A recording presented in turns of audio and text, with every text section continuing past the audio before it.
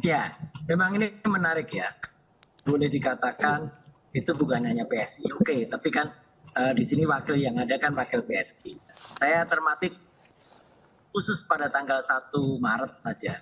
1 Maret kemarin ya itu persentase PSI itu sudah 3,02%. Dan itu yang menarik, jam 10 pagi jumlah suara yang bisa diambil PSI adalah 2.319.968. Itu kemudian menjadi 3,03%. Jam 16, jadi tepat 6 jam sesudahnya, itu sudah menjadi 2,3 juta 93.774. Artinya sudah naik 3,2. Oke, kalau dia dari angka itu mungkin saja terjadi. Nah, tapi yang menarik sekarang kita lihat selisihnya. 2,393 dikurangi 2,319 itu adalah 83.343.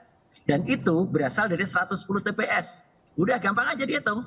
Kalau 83.000 dari 110 TPS itu berarti satu TPS isinya berapa? 757. Ya, ini berarti memang si rekapnya memang benar-benar perlu diaudit forensik. Tidak normal, ya, menurut Mas sangat Roy? tidak normal. Okay. Ya, karena satu TPS itu kan maksimal isinya 300. Dan nggak mungkin satu TPS 300 itu milih PSI semua, kan nggak mungkin. Gitu loh. Oke lah kalau boleh satu TPS yang milih PSI itu 100, katakanlah begitu ya. Meskipun partainya banyak. Ya kalau hanya 100 kan berarti kenaikannya berapa kali 110?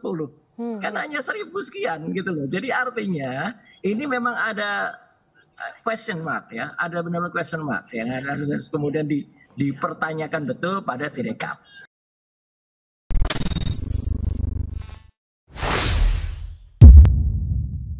PSI, Partai Seputaran Indonesia, partai salah hitung, partai salah hitung, bukan HI. Ya. Nah, ini luar biasa kita lihat sedikit demi sedikit setiap jam bertambah secara eksponensial. Jadi kecurigaan semakin menguat. Ini akan ada kelolosan PSI. PSI akan lolos. Bahkan P3 yang sudah 4,0 kemarin sekarang turun lagi 3, sekian. Ini kan luar biasa. Nalar publik dirusak hari ini. Jadi kita akan coba rangkai kabar-kabar ini. Misteri lolosnya PSI. Dagelan pemilu 2024. Dagelan ini. Sehingga karena dagelannya luar biasa, sebegitu banyaknya, maka barangkali di titik itulah para komedian tertarik masuk menjadi anggota dewan. Begitu kali ya. Mungkin komen ngelihat, ini anggota-anggota dewan hari ini luar biasa lucunya ya. Gua kalah lucu nih. Udahlah, gua masuk DPR aja lah. Gitu kayaknya misi dari Komeng ya. Nah, oke lah, terlepas dari itu kita akan coba mulai simak. Ini kita lihat per hari ini, per detik ini ditayangkan secara real time. PSI 3,12%. Berapa hari yang lalu masih 2,9%. Sekarang udah naik berapa? 2,5%. Itu keanehan luar biasa ketika pilpres saja nggak bergerak. Sehingga banyak orang bilang dikunci. Ya memang dikunci katanya. 02 dikunci 58%, 01 dikunci 24%, 03 dikunci 16%. Tapi yang ini satu-satunya yang nggak dikunci nih, PSI. Terus naik. Ampun. Ya memang harus paket dong. Kalau Gibran dimenangkan, masa Kaisang nggak dimenangkan? Nanti ada huru-hara di istana. Karena kemarahan Kaisang Pangarep. Masa kakak gua dimenangin, gua kagak. Gua nggak mau tahu, pokoknya harus dimenangin. Barangkali begitu diskusi di dalam istana ya. Pokoknya PSI gimana caranya harus lolos, ya udahlah kita atur aja lah katanya. Tanggung curang. Barangkali begitu ya. Tanggung curang, tanggung wong rakyat aja mandang kita udah nggak tahu malu, udah nggak tahu malu gitu. Ya udahlah, nanggung. Mungkin begitu, mungkin ya. Kita lihat ini pergerakannya luar biasa. Tapi kalau kita lihat secara keseluruhan sekarang tidak ada partai yang dominan ya. Kalau angkanya nanti tidak berubah dari sini karena sudah dikunci, kan begitu. Nah, PDIP berapa ini? 16%. Nah, nggak ada yang nyampe 20% pun nggak ada, kan disebut partai menengah aja kalau ada di angka 20%, ini nggak ada ini. Golkar 15%, Gerindra 13%. Ini juga pasti menjadi kericuhan di dalam 02 sendiri. Gimana caranya? Capresnya dari Gerindra, kok partainya dari Golkar yang lebih menang? Ini pasti ada sesuatu. Bisa jadi sekarang Gerindra hari ini sedang rapat kecurangan Golkar. Iya, karena ini bicara masa depan. Kalau ini masuk akal lah, PKB 11,56% dapat efek ekor jas dari pencawapresan Muhaimin Iskandar sebagai wakil presiden, kan begitu. Bencana pangkalnya Jokowi semua. Siapa yang menandatangani bansos beras kemarin? Yang ternyata itu menurut banyak pakar dan ahli itu melanggar undang-undang karena tidak melibatkan Menteri Sosial. Namanya bantuan sosial.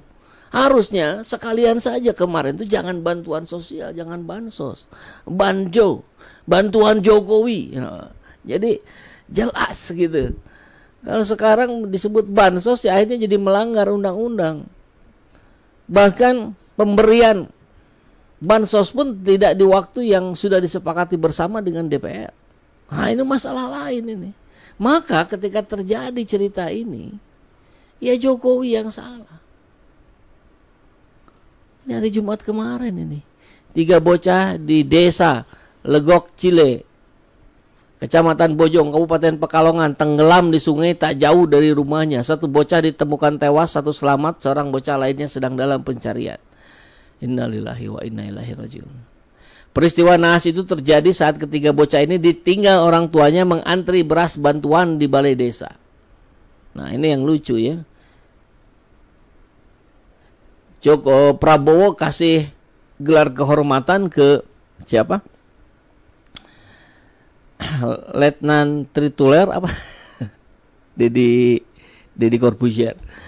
Sekarang dia yang diberikan gelar kehormatan. Jadi Anda punya kuasa suka-suka Anda lah gitu.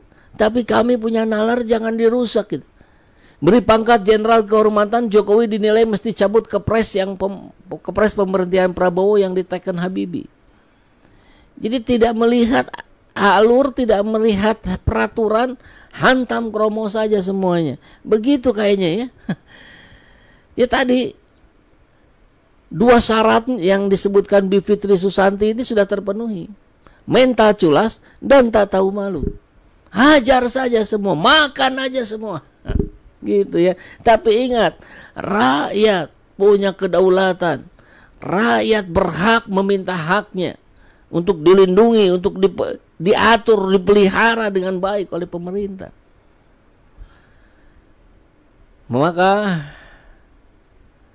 kalau kita lihat di sini banyak santer P3 masuk angin. Insya Allah tidak ya. P3 ikut PDIP ajukan hak angket kecurangan pemilu di DPR. Jadi mereka yang panik. Dan kecurangan dapat mengundang pemberontakan. Ini yang disampaikan sudah kita diskusikan 4-5 hari yang lalu bersama Pak Rizal Fadilah ya, M. Rizal Fadilah.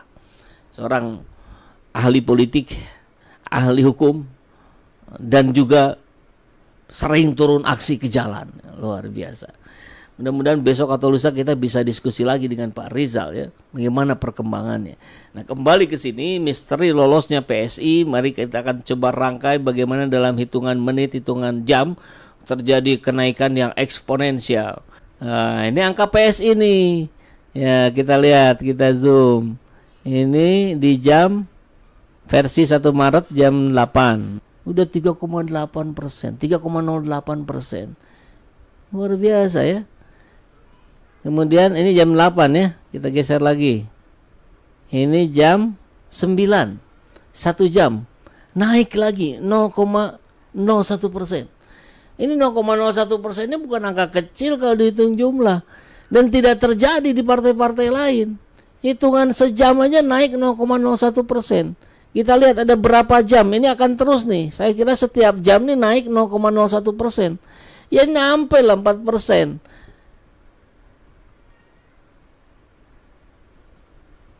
Dan ini menarik juga nih ya.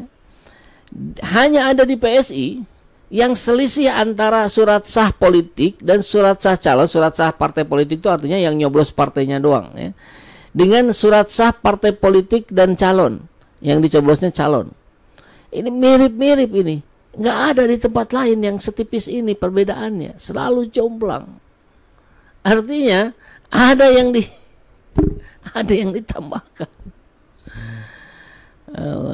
Ini dugaannya luar biasa. Ini juga sama nih.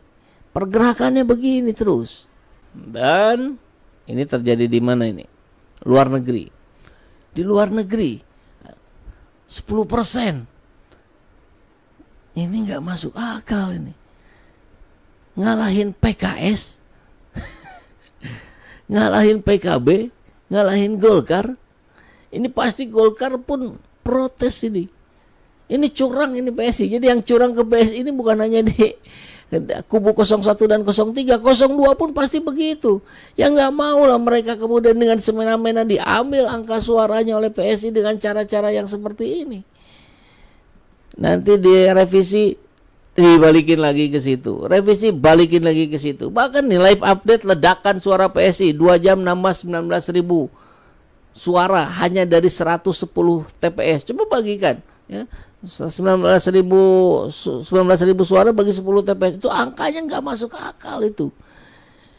Ya, ini kalau di zoom nih. Ini PSI 3,05% di sini naik jadi bukan angka itunya ya, ini penambahan suaranya 19.000 sekian hanya dari 110 TPS. Nggak mungkin ini, nggak masuk akal, luar biasa. Dan inilah yang katanya kemudian beredar hari ini perjanjian. Wallahu alam, ini harus segera diklarifikasi benar tidaknya ya. KPU dengan ITB tentang pembuatan Sirekap resmi ini. Yang konon katanya angkanya berapa? 3,5 miliar ya. Kerjasama Sirekap dari 2021 sampai 2025. Untuk pengamanan kali ya. Ya kita tunggulah klarifikasi resmi dari ITB kalau begini. Jangan kemudian noda hitam ini merusak nama baik, nama besar ITB ya. Kalau betul konon katanya ini di Sirekap dibuatnya benar, tapi yang ngaconya itu ada backdoor ya, pintu belakang yang dibuka untuk masuknya hacker dan kemudian membuat sebuah sistem yang bisa mengagali untuk kemenangan 02. Nanti real count-nya disesuaikan sehingga kita lihat banyak C1 plano yang tiba-tiba ada atau dirubah dan sebagainya. Kita harus terus waspada, kita lawan kecurangan, kita lawan Prabowo, kita lawan PSI. Assalamualaikum warahmatullahi wabarakatuh.